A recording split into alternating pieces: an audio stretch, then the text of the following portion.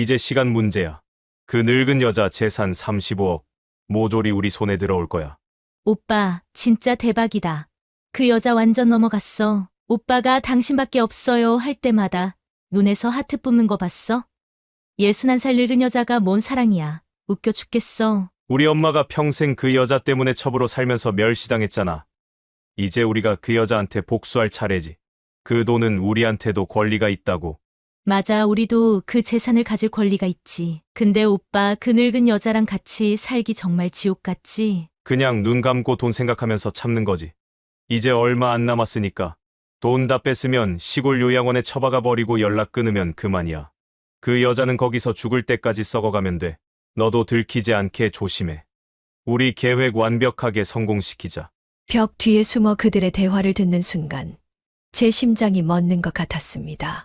다리에 힘이 풀려 그 자리에 주저앉았습니다. 내가 진심으로 사랑했던 사람이, 내 인생의 마지막 행복이라고 생각했던 사람이, 목이 메어 더 이상 말이 나오지 않았습니다. 그 순간 61년 동안 쌓아온 제 삶이 모래성처럼 무너져 내렸습니다. 평생 믿음과 신뢰로 살아온 제게 이 배신은 가슴을 파고드는 칼날 같았어요. 숨조차 쉬기 힘들었습니다. 그토록 진심으로 사랑했던 사람의 입에서 나온 잔인한 말들이 제 귓가를 파고들며 영혼까지 짓밟는 것 같았습니다. 안녕하세요. 저는 이혜자라고 합니다. 올해 61세로 2번의 실패한 결혼을 경험한 여성입니다.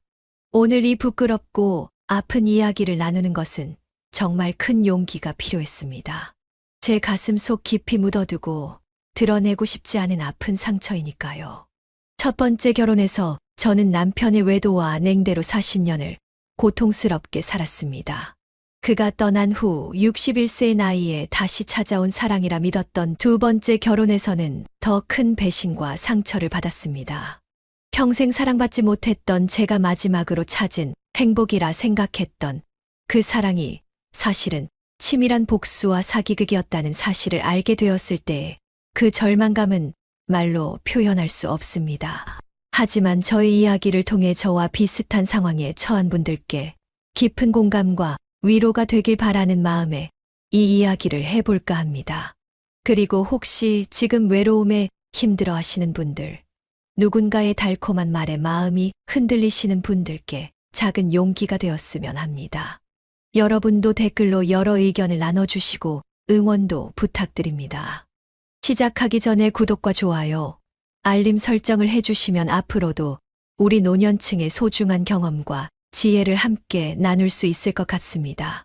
이 모든 악몽 같은 이야기는 6개월 전으로 거슬러 올라갑니다. 분당 문화센터에서 행복한 노후를 위한 자산관리 특강 포스터를 보았을 때였죠. 강사는 유명한 경제 전문가 박준석이라고 했습니다. TV에도 종종 나온다고 설명이 되어 있었습니다. 그때는 모두 의심 없이 믿었습니다. 남편이 떠난 후 집은 더 커지고 적막해졌습니다. 40년 결혼 생활, 그가 살아있을 때도 사실 저는 늘 혼자였어요. 남편은 사업한다며 늘 밖에 있었고 나중에 알고 보니 다른 여자가 있었죠. 첩이라고 해야 할까요? 그 여자에게서 아이도 있었다고 합니다. 시어머니는 제게 내가 여자 구실을 못해서 우리 아들이 밖으로 돈 거야 라며 평생 저를 괴롭혔고, 명절이면 친척들 앞에서 우리 며느리들 중에 제일 못난이라고 저를 깎아내렸습니다. 제가 임신 소식을 전했을 때 남편은 출장이라며 첩과 함께 있었고, 그 충격으로 저는 아이를 잃었습니다. 그 후로 아이는 생기지 않았어요. 그렇게 난잡한 생활로 병에 든 남편을 10년간 병수발을 들고 떠나보냈지만 제 마음속 상처는 결코 아물지 않았어요. 다행히 부유했던 남편은 저에게 분당 아파트 12억, 강남 상가 건물 15억, 예금 및 주식 8억 등 총 35억가량의 유산을 남겼습니다. 덕분에 물질적으로는 풍요로웠지만 제 마음은 여전히 쓸쓸하고 가난했습니다. 그런 제게 문화센터 강의는 무료한 생활의 작은 위안이었습니다. 우리나라 노인 빈곤율이 OECD 국가 중 1위입니다. 특히 여성분들은 더 취약하세요. 남편에게 경제권을 맡기고 살다가 홀로 남겨지면 재산 관리에 어려움을 겪는 경우가 많습니다. 준석의 강의는 명쾌했고 우리 같은 노년층도 쉽게 이해할 수 있었습니다. 3주 연속 강의를 들으며 저는 점점 그에게 신뢰와 강한 호감을 느꼈습니다. 그의 부드러운 목소리와 따뜻한 눈빛이 마음을 편안하게 해주었어요. 이혜자님, 오늘도 나오셨네요. 질문이 항상 배울 점이 많으세요. 선생님 설명이 너무 좋아서 빠지지 않고 듣고 있어요. 감사합니다. 혹시 개인적인 재산 관리에 궁금한 점 있으시면 언제든 질문하세요. 특히 이혜자님처럼 큰 자산을 관리하시는 분들은 더 세심한 조언이 필요하시죠. 세 번째 강의가 끝난 날, 한 여성이 다가왔습니다. 안녕하세요. 이혜자님? 저는 강미영입니다. 옆자리에서 선생님께 질문하시는 거 들었어요. 저도 비슷한 고민이 있거든요. 미영은 50대 초반으로 보이는 세련된 여성이었습니다. 화려하진 않지만 품위 있는 옷차림과 세련된 말투가 인상적이었어요. 그녀는 저를 커피숍으로 초대했고 우리는 금세 친해졌어요. 저도 남편과 사별했어요. 갑자기 재산 관리하려니 막막하더라고요. 이혜자님은 어떻게 그렇게 현명하게 질문하세요? 저는 항상 뭘 물어봐야 할지도 모르겠어요. 아니에요. 저도 남편이 떠나고 혼자 남으니 모든 게 두려워요. 그냥 궁금한 거 물어보는 거예요. 박 선생님 강의 정말 도움되죠? 저는 작년부터 그분 강의 들으면서 많이 배웠어요. 정말 실력 있는 분이시더라고요. 미영은 매주 저와 함께 점심을 먹고 쇼핑도 같이 다녔습니다. 나이는 어리지만 오랜만에 같은 처지의 친구가 생겨 함께 시간을 보내는 게 즐거웠어요. 그녀는 제게 꼭 필요한 친구였습니다. 혜자 언니, 솔직히 요즘 외롭지 않으세요? 저는 가끔 밤에 너무 외로워서 잠이 안 와요. 벽을 보며 혼자 울 때도 있어요. 그럼 20년 넘게 같이 잤던 사람이 없으니 침대가 너무 크게 느껴지겠지.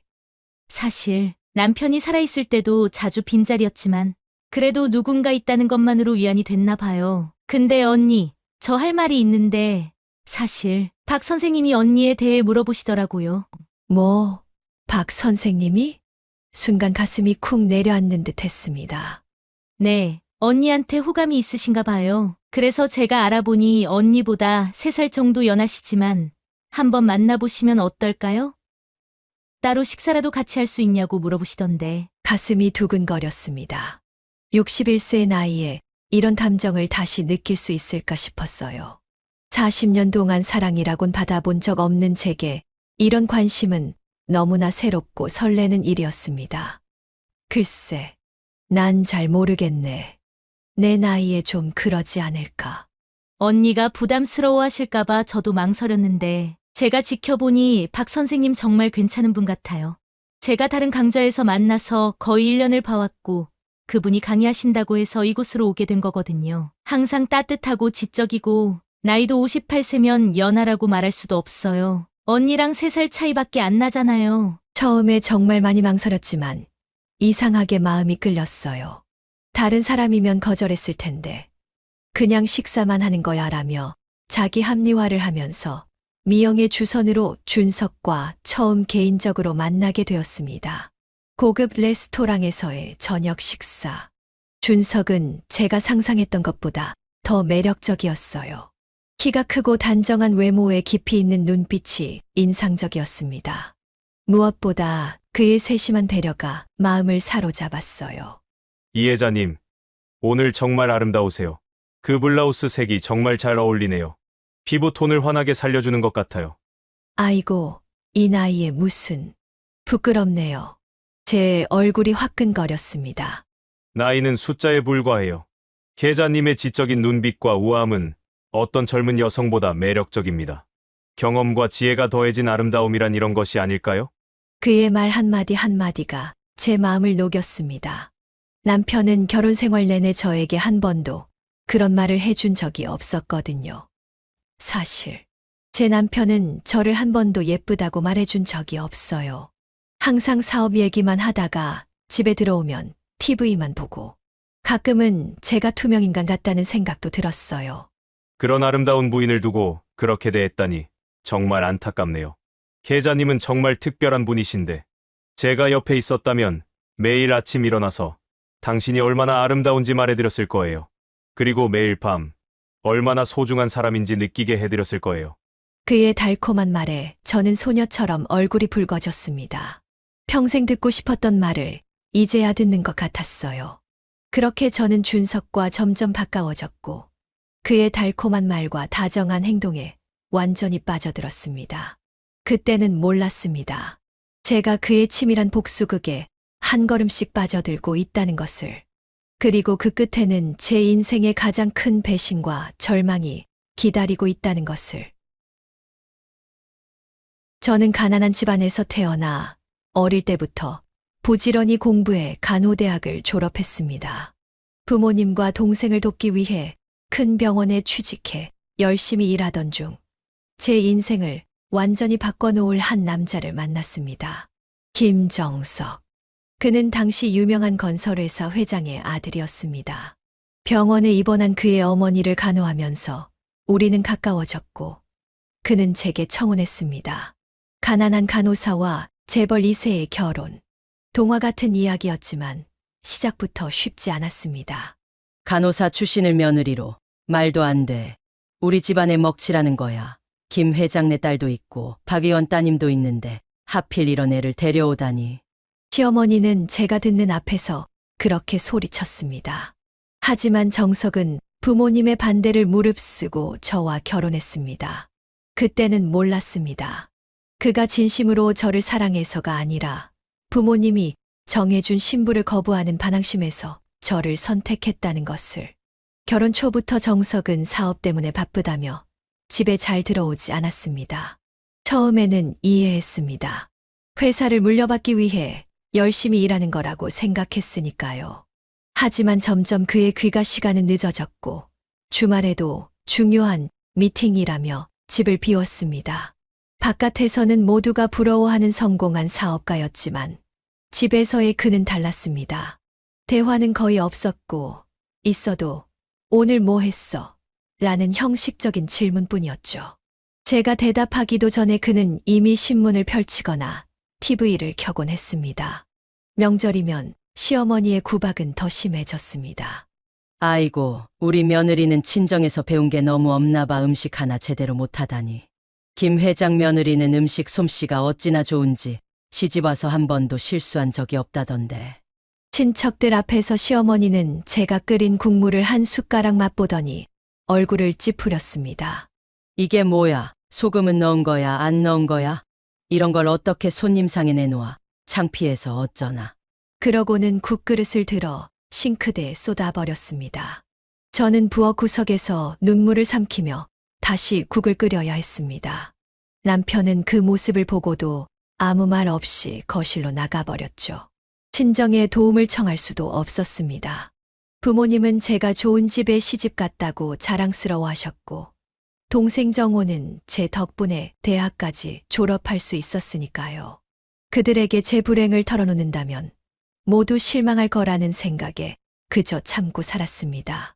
결혼 3년째 기적처럼 임신이 되었습니다. 너무 기뻐서 남편에게 전화했지만 그는 해외 출장 중이라 연락이 잘 되지 않았습니다. 그때 저는 지인으로부터 남편이 여자가 있다는 말을 들었어요. 그날 밤 갑자기 배가 아파 병원에 실려갔고 결국 아이를 잃었습니다. 여보, 왜 전화를 안 받았어요? 우리 아이가. 일주일 후에야 귀국한 남편에게 울며 매달렸습니다. 그의 표정이 굳어졌고 처음으로 그에게서 술 냄새가 아닌 다른 여자의 향수 냄새가 났습니다. 미안해. 다음에 또 생기겠지. 그게 전부였습니다. 그 후로 아이는 생기지 않았고 시어머니는 더 심해졌습니다. 10년이 지난 어느 날 우연히 남편의 통장 내역을 보게 되었습니다. 매달 같은 날짜에 같은 금액이 출금되고 있었어요. 그것도 적지 않은 금액이었습니다. 한 달 생활비보다 더 많은 돈이 정기적으로 빠져나가고 있었죠. 의심이 들어 사설 탐정을 고용했고 충격적인 사실을 알게 되었습니다. 남편에게는 다른 여자가 있었고 그 여자와 함께 지내는 시간이 저와 함께하는 시간보다 더 많았습니다. 강남의 고급 아파트를 사주고 외제차, 명품 가방. 그 여자에게는 아낌없이 퍼주면서 저에게는 야박했습니다. 당신 다른 여자가 있었어요? 미안해. 말하려고 했어. 하지만 기회가 없었어. 기회가, 10년 동안 기회가 없었다고? 그날 밤 처음으로 남편과 크게 다퉜습니다. 하지만 이미 무슨 소용이 있었을까요? 제 인생의 황금기는 이미 지나가 버렸고, 저는 그저 정석 회장의 아내라는 껍데기만 남아 있었습니다. 여자로서의 열정과 욕구는 이미 오래전에 메말라 버렸습니다. 그로부터 5년 후 남편은 당뇨 합병증으로 쓰러졌습니다. 그때부터 10년간 저는 헌신적으로 병수발을 들었습니다. 매일 아침 일어나 그의 상처를 소독하고 약을 챙기고 식사를 먹이는 일이 제 일상이 되었습니다. 병간호 중에도 그 여자는 찾아왔습니다. 어느 날 병실 앞 복도에서 그녀를 마주쳤습니다. 40대 중반으로 보이는 우아하고 세련된 여성이었습니다. 그 일을 만나볼 수 있을까요? 아이들이 아버지를 보고 싶어 해서요. 그 순간 제 가슴이 찢어지는 것 같았습니다. 아이들. 제가 그토록 원했던 아이들이 다른 여자의 품에 있었던 겁니다. 아이들이요? 네, 준석이랑 미영이요. 정석 씨, 많이 닮았어요. 그녀의 당당함에 할 말을 잃었습니다. 마치 자신이 정실부인이고 제가 부당한 존재인 것처럼 행동했습니다. 제가 정석 씨의 진짜 사랑이었어요. 당신은 그저 차선책이었을 뿐이죠. 당신이 모르는 사이에 20년 동안 우리는 진짜 부부로 살았어요. 그때 알게 되었습니다. 그 여자의 아이들은 사실 남편의 자녀가 아니었습니다. 그녀가 전 남편과의 사이에서 낳은 아이들이었지만 남편은 그 아이들에게 자신의 성까지 주고 마치 친자식처럼 대했던 겁니다. 제게는 한 번도 보여주지 않았던 부성애를 다른 여자의 아이들에게 쏟아부었던 거죠. 그 후로도 그녀는 종종 병원을 찾아왔고 저는 모른 척 자리를 비워주었습니다. 남편이 행복해 보이는 모습을 보는 것이 너무 고통스러웠지만 그것마저 빼앗고 싶지는 않았습니다. 남편의 병세가 악화되던 어느 날 그가 제 손을 꼭 잡았습니다. 여보, 미안해. 내가 너무 이기적이었어. 당신을 한 번도 제대로 살피지 못했어. 내 재산은 모두 당신 것이야. 그 여자와 아이들에게는 이미 충분히 줬어. 그들은 내 돈만 바라봤지만 당신은 끝까지 나를 지켜줬으니까. 병상에서의 그 고백이 지난 40년 세월의 보상이라면 너무 초라했습니다. 그렇게 10년간 병수발을 들고 남편을 떠나보냈지만 제 마음속 상처는 결코 아물지 않았어요. 남편이 떠난 후 집은 더 커지고 적막해졌습니다. 남편은 생전에 방탕한 생활로 많은 재산을 탕진했지만 워낙 큰 부자였기에 그래도 저에게 분당 아파트 12억, 강남 상가 건물 15억, 예금 및 주식 8억 등 총 35억 가량의 유산을 남겼습니다. 그의 첩과 그 아이들에게는 큰 돈을 남기지 않았습니다. 유언장에 이미 생전에 충분히 주었고 그들은 내 돈만 바라봤다고 명시했기 때문입니다. 물질적으로는 풍요로웠지만 제 마음은 여전히 쓸쓸하고 가난했습니다. 여자로서 한 번도 제대로 사랑받아 보지 못했다는 한이 가슴 깊이 자리 잡고 있었습니다. 밤이면 텅 빈 침대에 누워 생각했습니다. 이게 내 인생의 전부인가? 평생 사랑 한 번 제대로 받지 못하고 이렇게 늙어가는 건가? 저는 그저 누군가의 아내, 누군가의 며느리로만 살아왔을 뿐, 제 자신으로서는 살아본 적이 없었습니다. 한때 자신감 넘치던 간호사 이혜자는 어디로 사라져버렸는지, 거울 속에는 그저 지친 노년의 여인만 남아 있었습니다. 이 나이에 다시 사랑을 꿈꾸는 건 어리석은 걸까? 61살에도 여자로서 누군가에게 사랑받고 싶은 마음이 이렇게 간절한데, 거울 속 주름진 얼굴을 바라보며 자문했습니다. 61세. 이제 새로운 시작을 하기엔 너무 늦은 나이일까요? 이렇게 집에만 있다간 우울증에 걸릴 것 같아. 텅 빈 집에서 TV만 보며 하루하루를 보내는 것이 너무 지겨웠습니다. 잠을 자도 끝없이 이어지는 외로움, 누군가와 대화하고 싶은 갈증. 그래서 시작한 것이 문화센터 강좌였어요. 요리, 뜨개질, 그림 등 여러 강좌를 들었지만 어느 것 하나 제 마음을 채워주지 못했습니다. 그렇게 외로움과 회의감 속에서 하루하루를 보내고 있을 때 우연히 분당 문화센터 포스터를 보게 되었습니다. 행복한 노후를 위한 자산관리 강사 경제 전문가 박준석. 왠지 마음이 끌려서 바로 등록했습니다.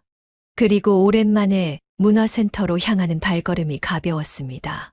적어도 2시간은 집 밖에서 보낼 수 있다는 생각에 마음이 한결 편했어요.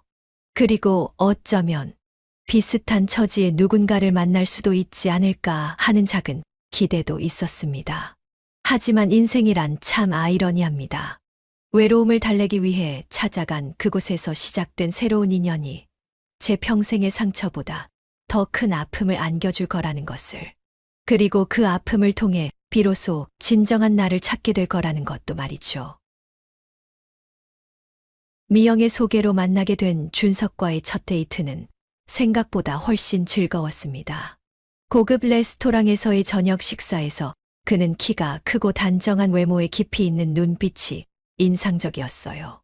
무엇보다 그의 세심한 배려가 마음을 사로잡았습니다. 계자씨, 그 블라우스 색이 정말 잘 어울리네요. 분위기가 한층 밝아 보여요. 아이고, 이 나이에 무슨. 부끄럽네요. 제 얼굴이 화끈거렸습니다. 나이는 그냥 숫자에 불과해요. 계자씨처럼 지적이고 우아한 분은 어떤 나이에도 아름다워요. 솔직히 처음에는 그의 칭찬이 어색했어요. 남편은 결혼 생활 내내 저에게 한 번도 그런 말을 해준 적이 없었거든요. 사실 제 남편은 저를 한 번도 예쁘다고 말해준 적이 없어요. 그건 정말 아쉬운 일이네요.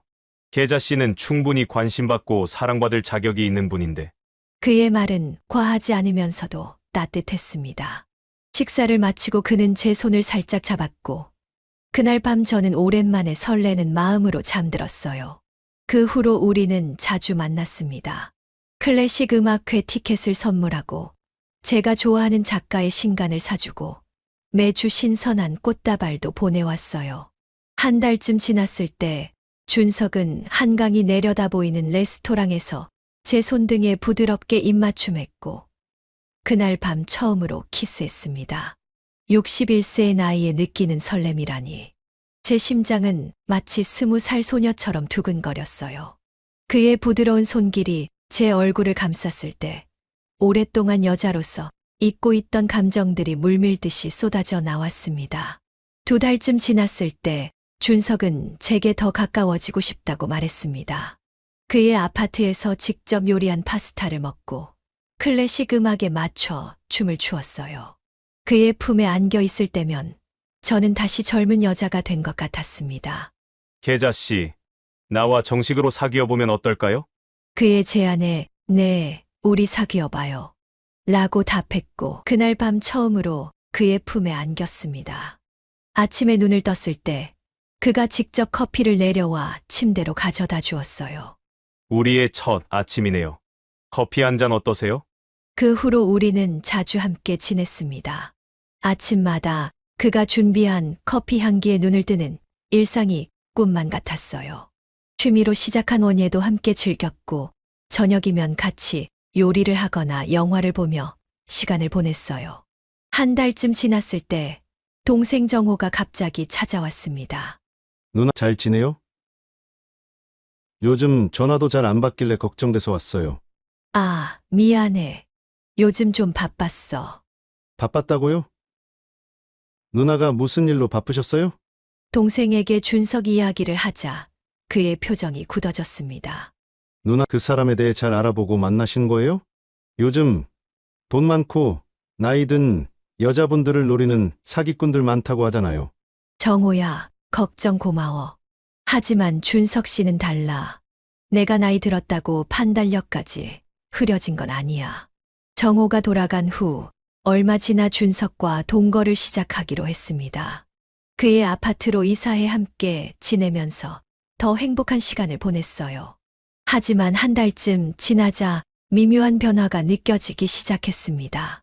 어느 날 저녁 준석의 핸드폰에서 문자 알림음이 울렸어요. 그가 화장실에 간 사이 테이블 위에 놓인 핸드폰 화면에 미영이라는 이름이 보였습니다. 무심코 읽게 된 메시지에 제 가슴이 철렁 내려앉았어요. 선생님, 계획대로 진행 중인가요? 언제쯤 다음 단계로 넘어가나요? 다음 단계라니 무슨 뜻일까요?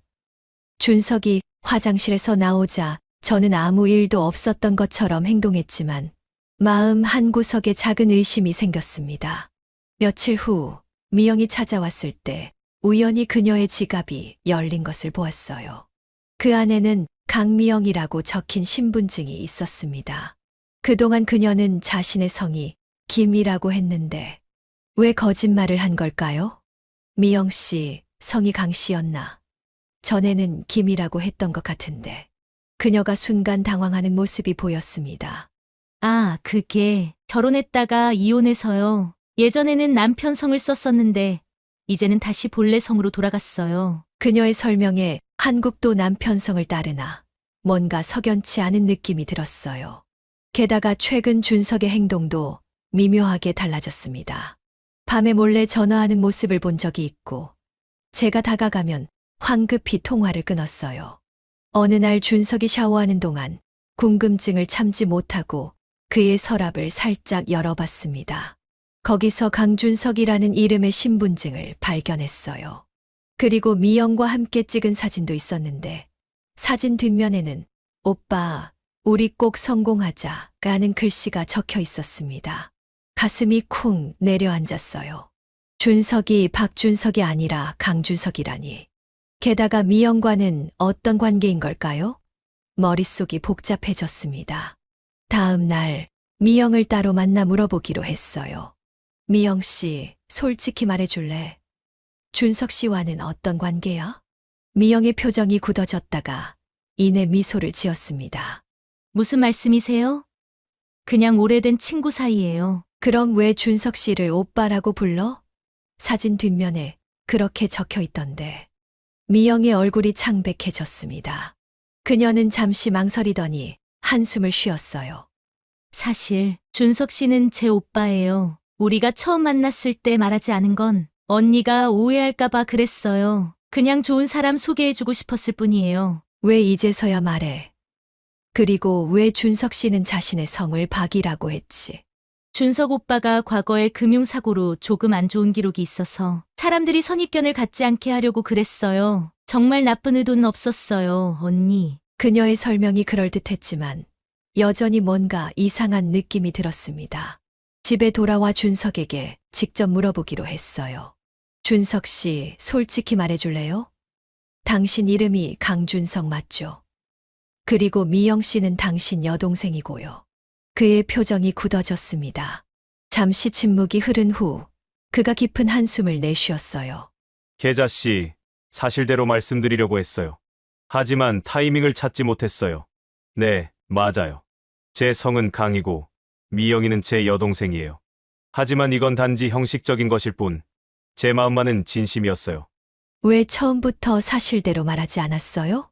처음 만났을 때 모든 걸 다 말하면 계자 씨가 저를 경계할까봐 걱정됐어요. 천천히 신뢰를 쌓고 나서 말하려고 했는데. 그의 설명에 일리가 있다고 생각했지만 마음 한구석에는 여전히 의문이 남았습니다. 하지만 그의 진심 어린 눈빛을 보며 저는 또다시 그를 믿기로 했어요. 앞으로는 숨기는 거 없이 솔직하게 지내요. 약속해 줄래요? 물론이죠. 계자 씨. 앞으로는 모든 걸 솔직하게 말할게요. 그날 밤 그는 평소보다 더 다정하게 저를 안아주었고 저는 잠시 의심했던 제 자신이 미안하게 느껴졌어요. 하지만 이것이 더 큰 거짓의 시작이었다는 것을 그때는 몰랐습니다. 준석의 고백 이후 우리 관계는 다시 안정을 찾는 듯 했습니다. 그는 예전처럼 다정했고 저도 그를 다시 신뢰하려 노력했어요. 하지만 그로부터 얼마 지나지 않아 준석의 행동에 미묘한 변화가 생겼습니다. 어느 날 저녁 준석이 진지한 표정으로 말을 꺼냈어요. 계자 씨, 우리 같이 노후를 위한 투자를 해보는 게 어떨까요? 요즘 은행 금리가 너무 낮아서 그냥 예금만 해두기엔 아깝잖아요. 투자요? 어떤 거죠? 제가 알아본 해외 펀드가 있는데 수익률이 연 15% 정도 된대요. 계좌 씨 같은 분이 그냥 돈을 묶어두기엔 너무 아깝다고 생각해요. 처음에는 망설였지만 그의 열정적인 설명에 관심이 생겼어요. 다음 날 미영도 찾아와 같은 이야기를 했습니다. 언니, 저도 오빠 추천으로 그 펀드에 투자했는데 벌써 20% 수익이 났어요. 덕분에 제주도 여행도 다녀왔답니다. 그녀의 말에 더욱 마음이 기울었어요. 하지만 큰 돈을 어떻게 마련해야 할지 고민이었죠. 근데 돈을 어떻게 마련해야 할지 모르겠어. 예금을 깨기에는 위약금이 너무 크고. 언니, 요즘은 부동산 담보대출이 좋아요. 강남 상가 건물 같은 좋은 담보가 있으면 낮은 이자로 대출받을 수 있고 그걸로 투자하면 차익이 꽤 돼요. 그날 저녁 준석에게 담보대출에 대해 물어봤어요. 그는 환하게 웃으며 제 어깨를 감싸 안았습니다. 계좌 씨는 역시 현명하시네요. 그게 지금 할 수 있는 가장 좋은 방법이에요. 제가 은행 지점장들과 친분이 있으니 최저금리로 대출을 받을 수 있게 도와드릴게요. 결국 상가 건물을 담보로 15억 원 대출을 신청했습니다. 은행 직원이 주의사항을 설명할 때마다 준석은 제 손을 꼭 잡아주며 모든 게 다 잘 될 거예요 라고 속삭였어요. 대출이 승인된 날, 준석은 집에서 작은 축하 파티를 열었습니다. 미영도 함께 와서 축하해 주었어요. 우리 혜자 씨, 앞으로의 더 나은 미래를 위해 준석이 샴페인 잔을 들어 건배를 제안했어요. 언니, 이제 걱정 없이 편안한 노후를 보낼 수 있겠네요. 미영도 미소를 지으며 잔을 부딪혔습니다. 파티가 무르익을 무렵 저는 화장실에 가려고 자리에서 일어났어요. 복도를 지나는데 문이 살짝 열린 서재에서 준석과 미영의 대화가 들렸습니다. 두 사람은 제가 화장실에 간 사이 서재로 들어간 모양이었어요. 이제 시간 문제야. 그 늙은 여자 재산 35억. 곧 모조리 우리 손에 들어올 거야. 준석의 목소리였어요. 오빠, 진짜 대박이다. 그 여자 완전 넘어갔어. 오빠가 당신밖에 없어요 할 때마다 눈에서 하트 뿜는 거 봤어? 61살 늙은 여자가 뭔 사랑이야. 웃겨 죽겠어. 그 순간 온몸에 한기가 돌았어요. 다리가 후들거렸지만 어떻게든 더 듣기 위해 문틈의 귀를 바짝 대었습니다. 우리 엄마가 평생 그 여자 때문에 첩으로 살면서 멸시당했잖아. 이제 우리가 복수할 차례지. 그 돈은 우리한테도 권리가 있다고. 맞아, 우리도 그 재산을 가질 권리가 있지. 근데 오빠, 그 늙은 여자랑 같이 살기 정말 지옥 같지? 그냥 눈 감고 돈 생각하면서 참는 거지. 이제 얼마 안 남았으니까. 돈 다 뺐으면 시골 요양원에 처박아 버리고 연락 끊으면 그만이야. 그 여자는 거기서 죽을 때까지 썩어가면 돼. 너도 들키지 않게 조심해. 우리 계획 완벽하게 성공시키자. 가슴이 찢어지는 것 같았어요. 그동안 진심으로 사랑했다고 생각한 사람의 입에서 나온 말이라고는 믿기지 않았습니다. 다리에 힘이 풀려 그 자리에 주저앉을 뻔했지만 간신히 화장실로 달려가 문을 잠갔어요. 거울 속 제 얼굴은 창백했고 눈에서는 눈물이 흘러내렸습니다. 내가 진심으로 사랑했던 사람이, 내 인생의 마지막 행복이라고 생각했던 사람이 어떻게든 정신을 차리고 얼굴을 씻은 후 다시 거실로 나갔습니다. 마치 아무 일도 없었던 것처럼 행동하는 게 힘들었지만 준석과 미영 앞에서는 몰래 들은 사실을 내색하지 않았어요. 계자 씨, 왜 이렇게 오래 걸렸어요? 걱정했잖아요. 준석이 다정한 척 물었습니다. 아, 잠깐 머리가 아팠어. 괜찮아요. 이제 나아졌어요. 그날 밤 잠을 이루지 못하고 천장만 바라보았어요. 남편과의 40년 결혼 생활도 고통스러웠는데 61세의 나이에 찾았다고 생각한 행복마저 이렇게 잔인한 거짓이었다니 너무 절망스러웠습니다. 다음 날 준석은 또 다른 제안을 했어요. 계자 씨, 생각해봤는데 우리 분당 아파트 팔고 강남으로 이사하는 게 어떨까요? 계자 씨 상가도 강남에 있잖아요. 관리하기도 편하고 새 출발하는 느낌도 들고. 그의 말에 속으로는 격분했지만 겉으로는 생각해보겠다고 대답했어요. 이미 저에게는 15억이라는 큰 대출이 있었고 이제 준석은 12억짜리 아파트마저 노리고 있었습니다. 저녁에 준석이 늦게 들어오겠다며 나간 후 저는 동생 정호에게 전화했어요. 정호야, 급히 만나야겠어. 너무 무서운 일이 생겼어. 누나, 무슨 일이에요? 목소리가 안 좋아 보여요. 준석이가, 미영이가, 그들이 내 돈을 노리고 있어. 어제 우연히 그들의 대화를 들었는데, 정호야, 난 어떻게 해야 하지? 정호는 당장 오겠다며 전화를 끊었습니다. 1시간 후, 그가 급하게 집에 도착했어요. 누나, 처음부터 다 말해봐요. 어떻게 된 일인지. 눈물을 흘리며 모든 일을 이야기했습니다. 상가 담보대출 15억을 받은 것, 그들이 아파트까지 팔자고 한 것, 그리고 우연히 들은 충격적인 대화까지. 내가 바보같이 다 믿었어. 그 사람이 정말 나를 사랑하는 줄 알았는데, 난 이제 어떻게 해야 하지? 정호는 제 손을 꼭 잡아주었어요. 누나, 제가 도와드릴게요. 일단 계좌는 어떻게 되어 있어요? 그 15억은 지금 어디 있어요? 아직 내 계좌에 있어. 준석이 내일 투자한다고 했어. 다행이네요. 일단 계좌 비밀번호부터 바꿔요. 그리고 내일 아침 일찍 은행에 가서 출금 제한 신청을 해야 해요. 정호는 당장 내일 은행에 같이 가주겠다고 했고, 제 집에서 자고 가겠다고 했어요. 하지만 저는 너무 불안했습니다. 정호야, 이 사람들 도대체 누구야? 왜 나한테 이러는 거지? 누나, 내일 확실한 조사를 해볼게요. 의심되는 건 있는데, 혹시, 누나, 전 남편이 다른 여자한테서 아이가 있었다고 하지 않았어요? 그 말에 가슴이 철렁 내려앉았어요. 설마, 그들이? 그날 밤, 준석은 돌아오지 않았습니다. 문자로는 친구와 술 마시다 늦어서 그 집에서 자고 오겠다고 했어요. 아마도 제가 그들의 계획을 눈치챘다는 걸 알아차린 건지도 모릅니다. 잠들지 못하고 창밖만 바라보았어요. 내일 정호와 함께 은행에 가서 계좌 출금을 막고 준석의 정체를 확실히 밝혀야 했습니다. 평생 행복하고 싶은 마음에 너무 쉽게 마음을 열었던 저 자신이 한심하고 바보 같았어요. 하지만 정호의 말처럼 아직 늦지 않았습니다. 15억의 대출금은 아직 제 계좌에 있었고 아파트는 아직 팔리지 않았으니까요. 그들의 계획을 막을 수 있는 마지막 기회였습니다. 밤새 잠을 이루지 못하고 창밖을 바라보며 생각했어요. 내가 진심으로 사랑했던 사람이, 내 인생의 마지막 행복이라고 생각했던 사람이, 눈물이 마를 틈도 없이 계속 흘러내렸습니다. 다음 날 아침, 정호는 약속대로 일찍 왔습니다. 밤새 잠을 못 잔 제 얼굴을 보더니 안타까운 표정을 지었어요. 누나, 어서 준비해요.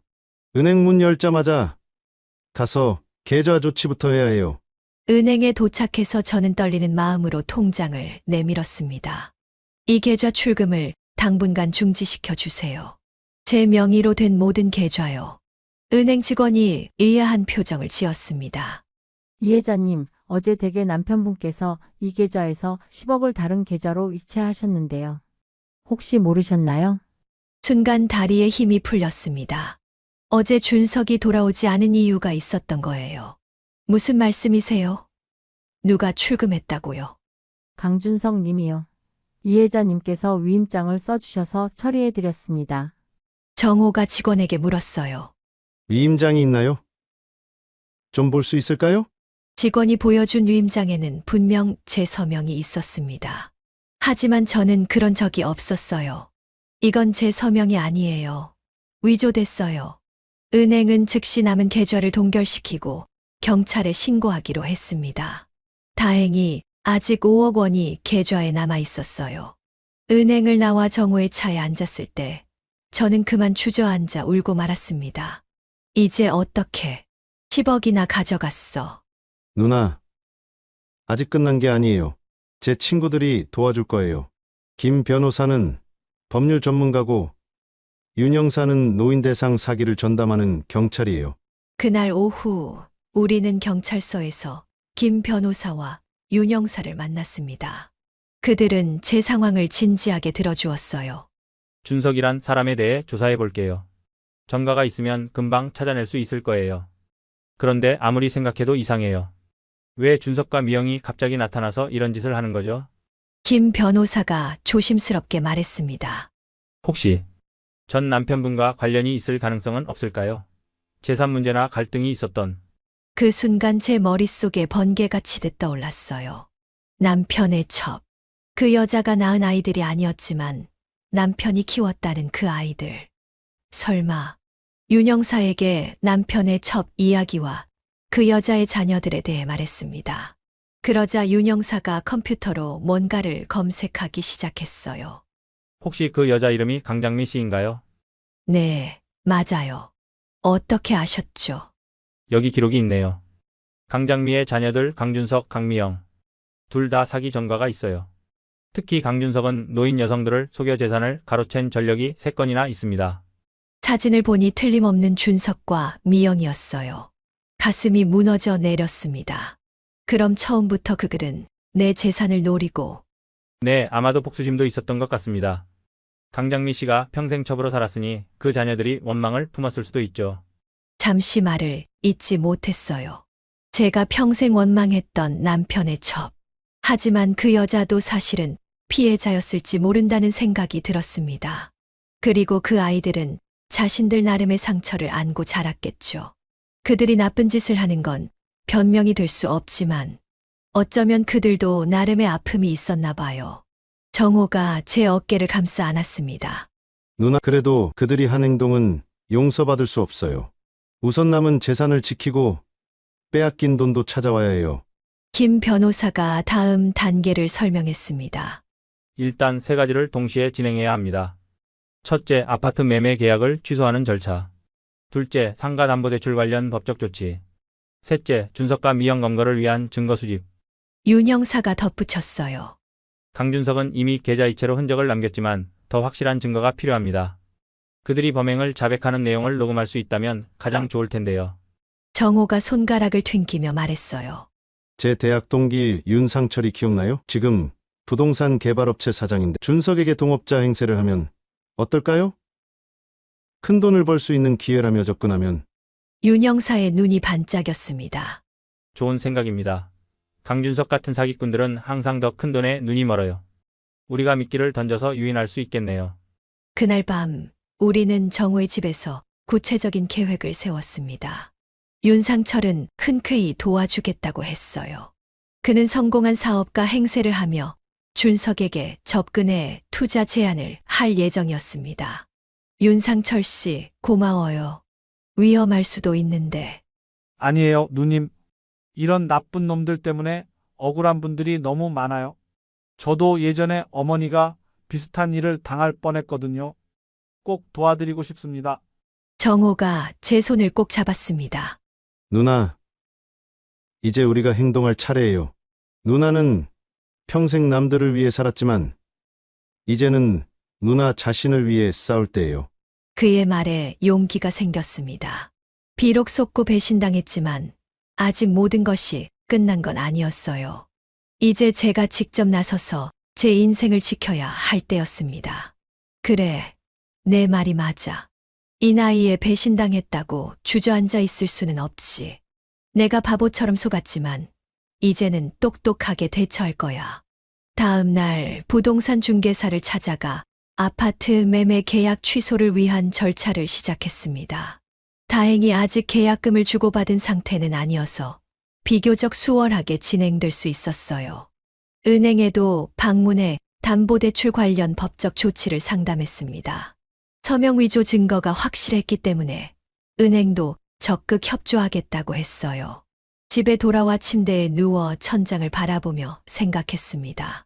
이제 모든 것을 다시 시작해야 한다는 생각에 막막했지만 동시에 이상하게 마음이 가벼워졌어요. 이제 다시는 누구에게도 내 마음과 재산을 쉽게 내주지 않을 거야. 내 인생은 내가 책임져야지. 그날 밤 오랜만에 편안하게 잠들 수 있었습니다. 내일은 윤상철이 준석에게 접근하는 날이었고 우리의 반격이 시작되는 날이었으니까요. 윤상철이 준석을 만나기로 한 날, 우리는 모두 긴장했습니다. 윤상철은 최신 명품 정장에 고급 시계를 차고 성공한 사업가 모습으로 완벽하게 변신했어요. 걱정 마세요.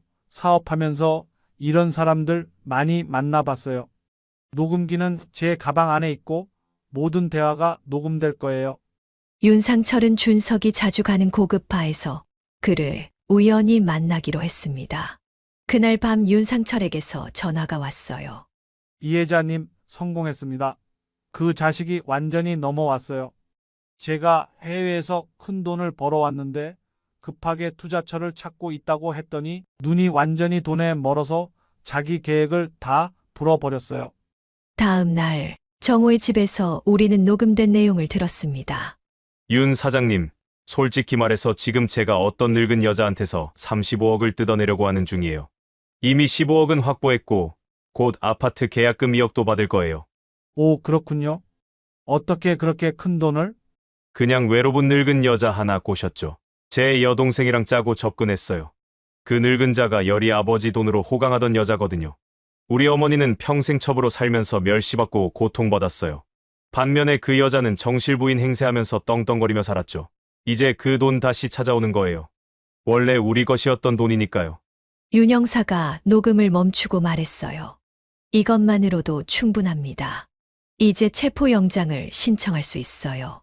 다음 날 경찰은 준석의 아파트를 급습했습니다.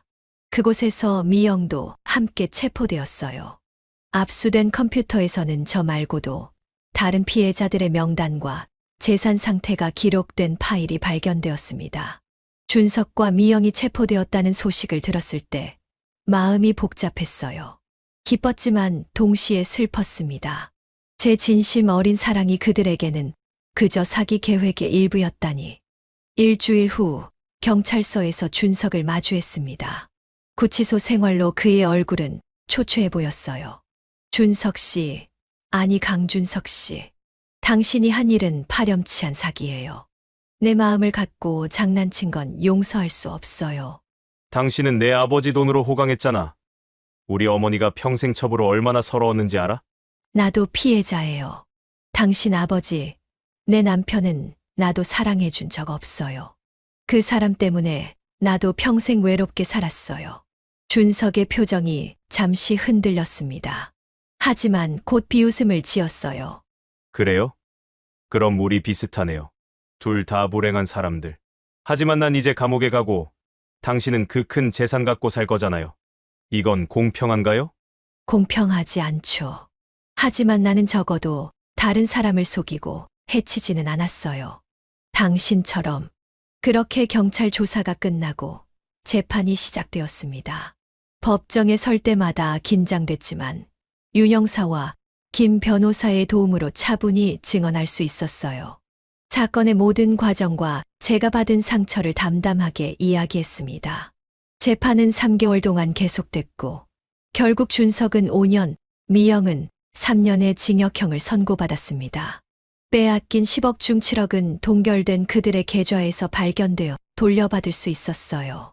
이 모든 과정을 겪으며 많은 생각을 했습니다. 왜 나는 그렇게 쉽게 속았을까? 왜 60년을 살아온 경험으로도 사람을 제대로 판단하지 못했을까? 정답은 외로움이었어요. 평생 사랑받지 못한 한이 제 판단력을 흐리게 한 거죠. 누군가의 관심과 애정에 너무 목말라 있었던 거예요. 그날 저녁 집으로 돌아와 창밖을 바라보며 생각했어요. 이제 무엇을 해야 할까? 다시 텅 빈 집에서 무료한 일상을 보내야 할까? 문득 남편과 살 때 베란다에 키우던 허브들이 생각났습니다. 그리고 차를 만들며 느꼈던 작은 행복도요. 그때가 제 인생에서 몇 안 되는 평화로운 순간이었어요. 다음 날 오랜만에 동네 화원에 들러 다양한 허브 씨앗과 모종을 샀습니다. 베란다에 작은 정원을 만들기 시작했어요. 바질, 민트, 라벤더. 그 푸른 잎들 사이에서 일하다 보니 마음이 편안해졌습니다. 허브를 가꾸며 보낸 일주일 후 저녁 식사 시간에 정호에게서 전화가 왔습니다. 누나 괜찮아요? 어떻게 지내세요? 요즘 자주 연락 못 드려서 죄송해요. 괜찮아, 정호야. 오히려 나 요즘 마음이 한결 가벼워졌어. 정말요? 다행이네요. 누나가 걱정됐거든요. 정호야, 이제 알겠어. 내가 왜 그렇게 쉽게 속았는지. 사랑받고 싶었던 거야. 여자로서, 한 인간으로서. 그런데 그 사랑을 밖에서만 찾으려고 했던 것 같아. 누나, 이제 더 이상 그러지 않을 거야. 내 행복은 남이 아닌 내가 만들어가는 거니까. 정호의 목소리가 밝아졌어요. 누나 이제 어떻게 할 생각이에요? 뭐 하고 싶은 거 없어요? 창밖 베란다의 푸른 허브들을 바라보며 미소를 지었습니다. 응, 방금 정했어. 작은 차 카페를 열어볼까 해. 내가 직접 기른 허브로 차를 만들고 내가 좋아하는 공간에서 사람들과 이야기 나누는 곳을 만들어 보려고. 와, 멋진 계획이네요. 그런 카페라면 저도 꼭 가보고 싶어요. 누나가 타주는 차는 정말 맛있었잖아요. 제가 인테리어도 도와드릴게요. 전화를 끊고 다시 베란다로 나가 허브들을 바라봤습니다. 평생 남편이나 시댁을 위해 살았고, 심지어 마지막에는 준석이라는 사람을 위해 살 뻔했어요. 하지만 이제는 오롯이 나를 위한 인생을 살 차례였습니다. 창밖을 바라보니 봄이 오고 있었어요. 텅 빈 집에서 무료하게 지내던 제 삶에도 새로운 봄이 찾아오고 있었습니다. 61세 평생 다른 사람을 위해 살던 저에게도 마침내 제 자신을 위한 시간이 온 것이지요. 이제 다시 시작이야. 내 인생 이막은 나 자신을 위한 시간이 될 거야. 계자의 찻집을 연 지 석 달, 매일 아침 허브를 가꾸고 차를 우려내는 일상이 제게는 작은 행복이 되었습니다. 처음에는 손님이 거의 없었지만 마음이 급하지 않았어요. 오히려 그 조용한 시간이 제 자신을 돌아볼 소중한 기회였습니다. 점차 찻집에 단골 손님들이 생겼고 그분들과 나누는 대화 속에서 많은 것을 배웠습니다. 저만 힘든 게 아니었고 저만 상처받은 게 아니었어요. 모든 사람이 각자의 방식으로 상처를 안고 살아가고 있었습니다. 그리고 그 상처를 이겨내며 자신만의 행복을 찾아가고 있었어요. 그 과정에서 저도 처음으로 제 이야기를 누군가에게 털어놓게 되었습니다. 준석에게 속았던 일, 평생 사랑받지 못했던 한, 말하면서 눈물이 났지만 이상하게 마음은 가벼워졌어요. 시간이 흐르면서 깨달았습니다. 외로움이 두려워서 누군가에게 의존하는 건 더 큰 상처가 됩니다. 외로움도 인생의 일부라고 받아들이면 오히려 더 자유로워집니다. 이런 깨달음을 언제 얻게 되었을까요? 아마도 준석과의 일을 겪으면서 그리고 그 후 혼자 시간을 보내며 조금씩 성장했던 것 같아요. 매일 아침 찻집 문을 열고 허브 향기를 맡으며 하루를 시작하는 일이 큰 기쁨이 되었습니다. 차를 대접하는 동안 저는 조금씩 제 자리를 찾아가고 있었어요. 더 이상 누군가의 아내, 누군가의 며느리가 아닌 그저 이해자로 살게 되었습니다. 정호가 가족들과 찾아올 때면 조카들이 찻집 구석구석을 뛰어다니며 즐거워하는 모습을 보는 것만으로도 행복했습니다. 저에게 아이는 없지만 이렇게 가족들이 찾아오는 것만으로도 충분했어요. 어느 날 저녁 마지막 손님이 돌아가고 혼자 차를 마시며 창밖을 바라봤습니다. 거리에는 각자의 사연을 안고 바쁘게 오가는 사람들이 있었어요. 그들을 보며 생각했습니다. 인생은 참 이상한 여행이구나. 내가 가장 절망했던 순간이 오히려 나를 일으켜 세웠어. 준석을 만나지 않았다면 아마 지금까지도 나를 알지 못한 채 살았을지도 몰라. 그렇게 1년이 지났습니다. 이제 저는 63세, 조금 늦은 나이에 찾은 제 자리가 너무나 소중했습니다. 외로울 때도 있고 힘들 때도 있지만 이제는 그 감정들을 있는 그대로 받아들일 수 있게 되었어요. 찻집 벽에 작은 거울을 걸어두었습니다. 매일 아침 그 거울을 보며 제 자신에게 말합니다. 오늘도 행복하자, 혜자야. 내 인생은 내가 주인이야.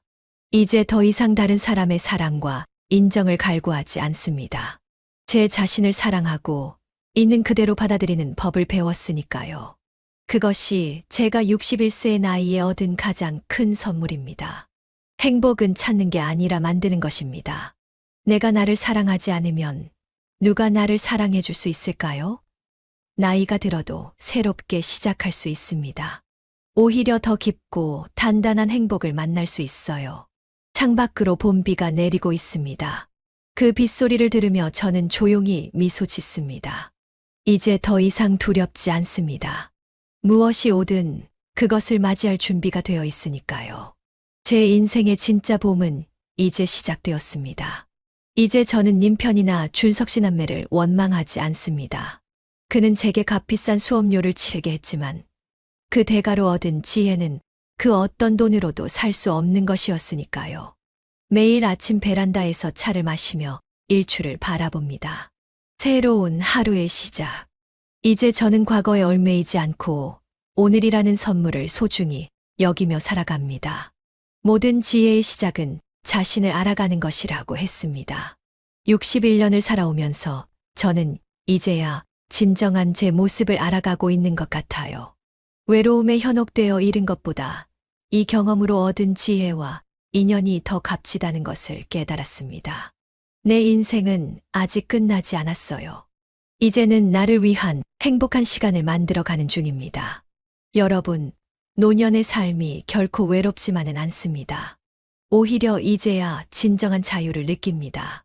스스로 선택하고 스스로 책임지고 스스로의 삶을 진정으로 사랑하는 법을 배웠기 때문입니다. 인생의 황혼기가 우리 삶의 가장 빛나는 순간이 될 수 있다는 것을 이제는 확실히 깨닫게 되었습니다. 오늘 제가 나눈 이야기가 여러분의 삶을 더 풍요롭게 만드는 작은 지혜가 되길 바랍니다. 여러분의 소중한 의견과 경험도 댓글로 남겨주세요. 여러분의 한마디 한마디가 제가 계속 살아가는데 큰 힘이 되고 응원이 됩니다. 더불어 구독과 좋아요, 알림 설정을 통해 앞으로도 의미 있는 이야기들을 함께 해주세요. 그리고 이 지혜가 꼭 필요한 소중한 분들에게도 잊지 말고 공유해주세요. 긴 이야기 끝까지 시청해주셔서 감사합니다. 다음에 더 좋은 이야기로 만나요.